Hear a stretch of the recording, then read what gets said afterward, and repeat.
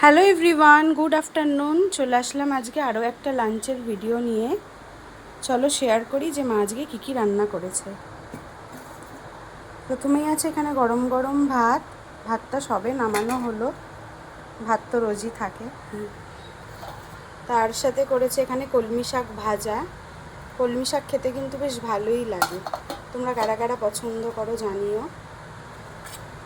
আর এখানে করেছে ডাঁটার একটা টক মতো তরকারি, টমেটো দিয়ে করেছে। এটা আলু দিয়েও করা যায়, কিন্তু মা আজকে শুধু ডাঁটা দিয়ে করেছে।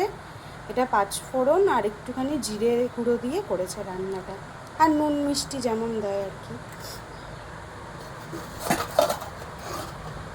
তার সাথে এখানে আছে আলু পটল আর ডাঁটা দিয়ে মাছের ঝোল, পাতলা করেই ঝোলটা করেছে। এই মাছটা খেতেও বেশ ভালো লাগে, কাটাপোনা মাছের ঝোল।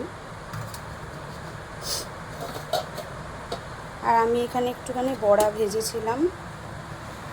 ব্যাস আজকের মেনু এইটুকুই। তো এই হচ্ছে আমাদের আজকের লাঞ্চের মেনু। আর তোমরা কী কী খাওয়া দাওয়া করছো কমেন্ট করে জানিও।